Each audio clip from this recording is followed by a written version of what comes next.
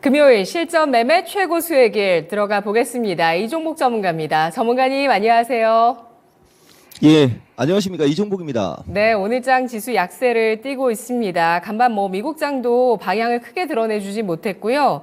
그래도 변동성을 줄이면서 끝났습니다. 그런데 어제 우리 만기일에 코스피가 결국에 장중 상승 지키지 못하고 하락해서 8거래일째 코스피가 하락하고 있습니다. 지금도 봉상으로 양봉, 음봉을 계속 오가면서 시초가 부근에서 움직이고 있고 계속 음봉 나오고 있는 코스피고요. 코스닥 역시도 하락하고 있는데요. 이 가운데서 로봇주가 전체적으로 급등세를 펼치고 있습니다. 계속 강조를 이번 주 초반부터 해주셨던 걸로 기억하는데 로보스타가 장중에 상한가 한번 나왔었고요. 로보티주도 또 급등합니다. 2차 전지는 대형주는 조정이지만 에코앤드림이 20%대 급등 눈에 띄고 있고요. 반도체 전체적으로 조정인 가운데 동진 세미캠이 장중에 6% 강세였습니다.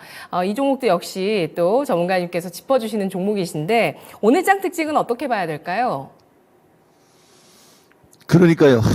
내가 어제도 여러분들한테 좀 얘기를 좀 해드렸는데, 이게 이제 전형적인 1월달 특징, 그 다음에 미국하고 우리나라의 디커플링에서 나오는 현상이거든요. 근데 굳이 이렇게까지 할 필요는 없는데, 내가 봤을 때는 지금 외국인들도 오늘 선물 매매가 또 아침에 또 좀 비정상적이었어요. 그러니까 우리나라에는 긍정인 얘기인데 문제는 나스닥이에요, 여러분. 만약에 나스닥이 어제 그냥 밀렸으면 더 좋았었을 거예요. 근데 이게 밀리다 말고 다시 다 올려버렸거든요.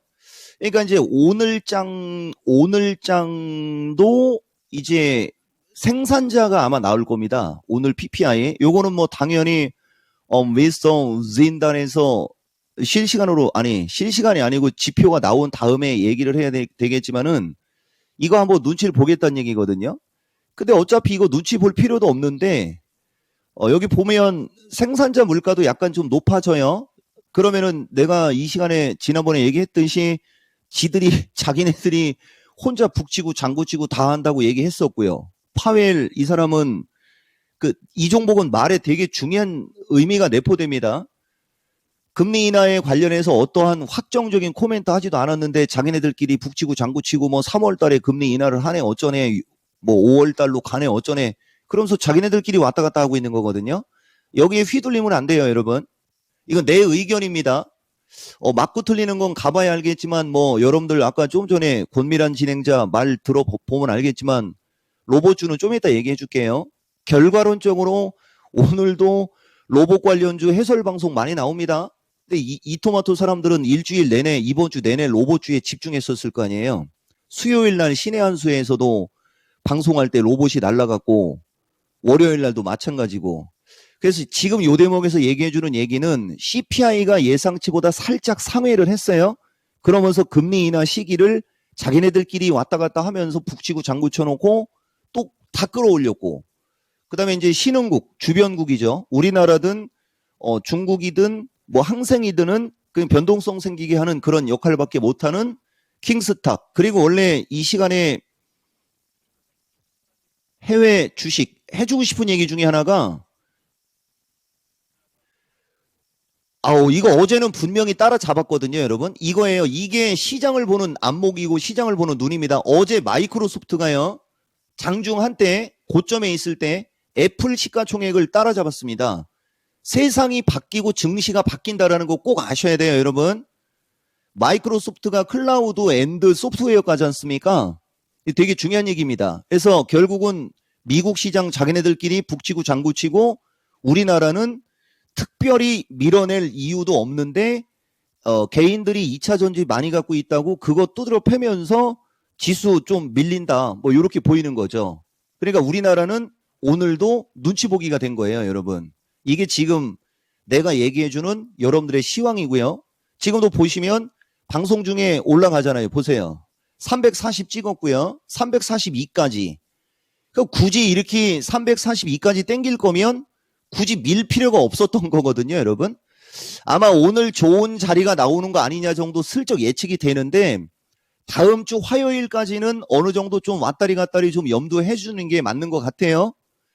당연히 로봇 선별 반도체, 2차 전지 등 강세에서 제일 중요한 거는 우선 로봇부터 얘기해야 되겠어요. 근데 이게 이제 아침 방송이라 시간 끌기가 좀 그래요. 다만 요거 글을 좀 보여줄게요. 메인 PD가 있었으면 요런 건 확대하고 막 그러는데 1월 4일이 중요한 겁니다. 여러분들 엊그저께 한글과 컴퓨터 초대박 난 건 아시죠?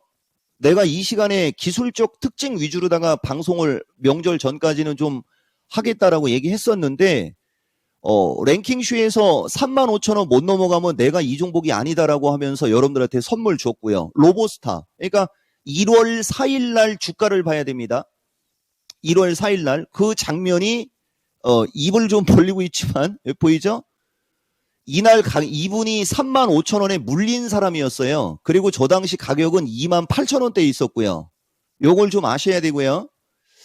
그래서 어쨌든 뭐 로보스타 37,000원이에요. 35,000원도 아니고 37,000원까지 왔고 뭐 LG 쪽에서 로봇 관련 얘기가 나오면서 뭐 잘 갑니다. 이토마토 사람들은 이 로보스타를 3만원 이하에서 얼마든지 엄청나게 살 수 있었을 테고요.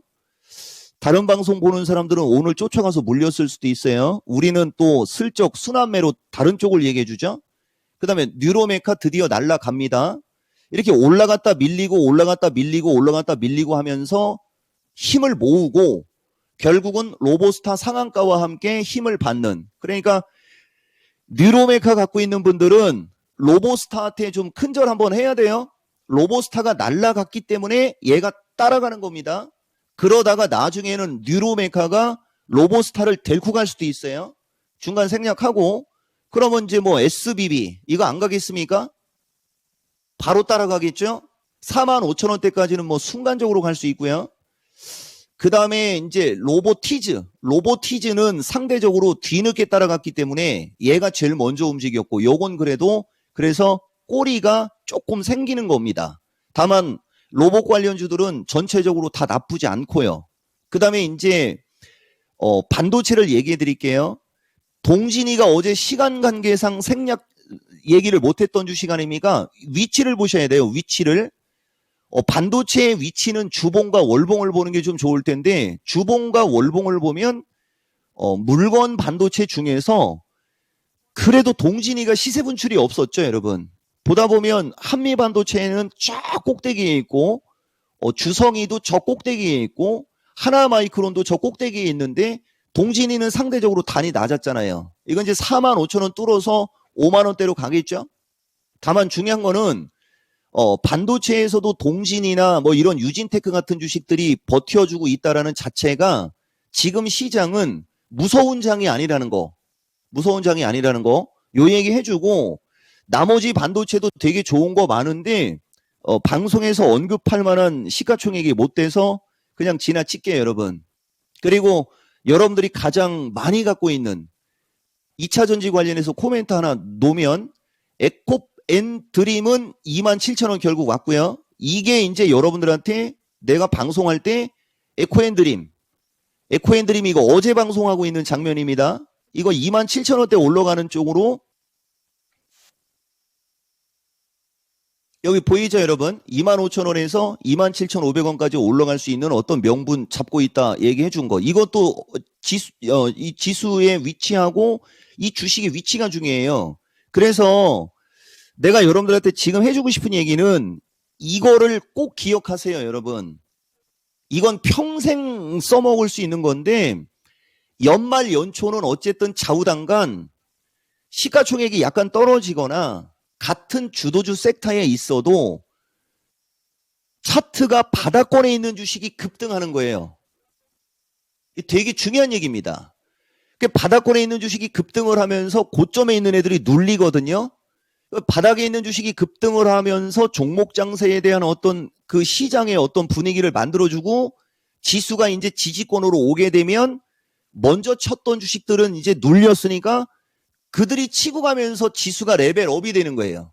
그러니까 무조건 주식시장은 지수가 레벨업이 되려면 삼성전자, 하이닉스서부터 시가상위, 포스코나 에코프로서부터 시가상위가 올라가야 지수가 레벨업이 되겠죠. 근데 저들이 못 가면 지수가 레벨업이 안 되는 거거든요. 근데 지금 지수는 조정권에 있단 말이에요. 그러니까 지수는 조정권에 있고 어느 시점에서 레벨업이 되기 전에 저런 식으로 소외받은 주식들이 움직이는 장이 만들어지는 겁니다. 이거는 거의 빗나간 적이 없어요, 여러분. 그래서 조금 더 이런 일이 벌어질 수 있다라는 거 정도 보고 이쪽 포스코하고 에코프로 쪽은 두 번째 판에서 부연 설명 할까요, 말까요? 말씀드리겠습니다. 하셔야 됩니다. 지금 난리 났습니다. 로봇주 다 날랐네요. 감사합니다. 라고 글 남겨주셨고요. 뉴로메카 이종목 전문가님이 말씀을 해주셨는데 그 이후에 로봇주 다시 술렁술렁하네요. 산마스토어님께서 또 글 남겨주셨습니다. 2차 전지 너무 어렵습니다. 하시는 분들 많으시고요. 산마스토어님께서 또 세비캠 언제 갈까요? 질문 주시면서 배터리는 겨울을 잘 놔야 되겠습니다. 라는 글도 함께 올라오고 있는데요. 오늘장 전략 세워주시죠.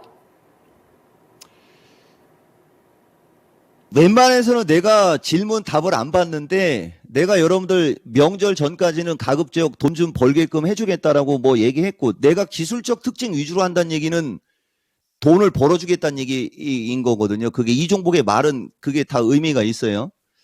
다만 기준과 원칙이 없거나 막 이러는 사람들은 절대 함부로 추격 매수하시면 안 됩니다. 여기도 지금 보면 종합도 지난 12월 달 연말장에서 내가 연초장 예측할 때 345에서 343까지 얘기를 했는데 1월 9일 날은 미국 시장에 따라 337 플러스 마이너스까지 지금 보고 있는 장면이거든요. 여기까지 한 번에는 안 내려올 거예요. 그리고 어제 만기일 날도 풋옵션 하는 사람들은 어제 만기일 날 종가에 돈 좀 아마 되게 세게 됐을 거고요. 근데 가급적이면 나는 지수 얘기를 좀 안 하고 싶은데 그냥 보여드린 겁니다. 그리고 아까도 얘기했듯이 이 방송을 처음 보는 사람들은 함부로 따라하시면 안 됩니다. 내가 아까도 얘기했듯이 이토마토 사람들 이 고정 시청자들은 이거 로보티즈 로보스타 같은 건 연말장 연초에 거의 다 들어가 있었을 거예요. 그리고 이제 내가 2차 전지 얘기해 드릴게요. 우선 선물은 342 돌파, 340 지지 체크고요. 아까도 얘기했듯이 미국 시장에 따라 337 플러스 마이너스도 좀 연료는 있어요. 그래서 이제 2차 전지가 그래서 약한 겁니다. 지금부터 몇 가지 얘기해 드릴게요. 핵심 주도주 중기관점 양호 3 드리면서 설명을 한번 해드려 보겠습니다. 시가총액 상위 종목이 어쨌든 지수가 밀리려면 시가총액 상위 종목이 밀려야 되거든요. 시가총액이 떨어지는 주식은 밀어봤자 지수가 표가 안 나요. 그러면 지수가 밀리는 타이밍에서는 삼성전자가 그만큼 중요한 겁니다. 삼성전자가 세게 밀릴 때는 다른 종목이 덜 피해를 받는데 지수는 밀리고 있는데 삼성전자가 지금처럼 강보합권 이상이거나 삼성전자가 버텨버리면 다른 시가총액이 피해를 받아야 되거든요. 그러면은 다른 시가총액이 어떤 거겠습니까? 2차 전지밖에 없죠. 자동차하고 2차 전지. 근데 자동차하고 2차 전지 중에 개인 투자자들이 많이 갖고 있는 게 어디예요? 2차 전지죠. 그러니까 2차 전지가 저렇게 약할 수밖에 없는 피동형이 되는 거죠. 그리고 내가 여러분들한테 변곡점도 얘기 자주 해주지 않습니까? 9에서 13. 오늘이 9일째 되는 날이란 말이에요. 그럼 오늘 밤에 미국장이 양호하게 끝나면 월요일 날은 미국이 아마 휴장일 겁니다. 그러면 화수 타이밍이거든요. 그러니까 운 좋으면 2차 전지는 월요일 날 움직임이 좋을 수가 있고 운이 없어도 화수 타이밍서부터는 저점이 나올 수 있다라는 말을 단정형으로 하느냐 가능성으로 얘기하느냐에 따라 달라지는데 오늘장 종가가 중요해요. 그리고 오늘 미스터 마켓 실시간으로 방송하기 전에 오늘은 2,000명을 만들어 놓으세요. 그러면 내가 생각하는 걸 여러분들한테 실시간으로 한번 얘기해 드려 볼게요. 그래서 결론을 얘기해 주면 삼성전자가 하방 경직성을 주면서 2차 전지 쪽이 조금 더 약한 건데 에코프로 BM은 내가 봤을 때는 지수 선물이 조금만 더 올라가면 코스닥을 상징적으로 안정화 시켜줘야 되기 때문에 얘는 플러스로 돌아설 확률이 있고요. 그 다음에 포스코 퓨처도 종가로 가면서 32만 원대까지는 땡겨줄 확률이 있을 겁니다. 그러니까 만약에 이들이 그런 식으로 움직여주면 다음 주만큼은 2차 전지도 그렇게 여러분들한테 힘을 들이게 하지 않을 확률이 있어요. 다만 포스코 퓨처는 다시 한번 얘기하지만 이평선의 각이 너무 숨쉬기가 좀 곤란한 어떤 이런 모습. 그래서 에코프로 BM이 먼저 움직이고 나서 그다음에 이제 포스코 퓨처가 따라가는 쪽 정도 보시면 되고요. 그 다음에 이제 그 펫배터리도 같이 가겠죠. 시간이 없어요, 여러분.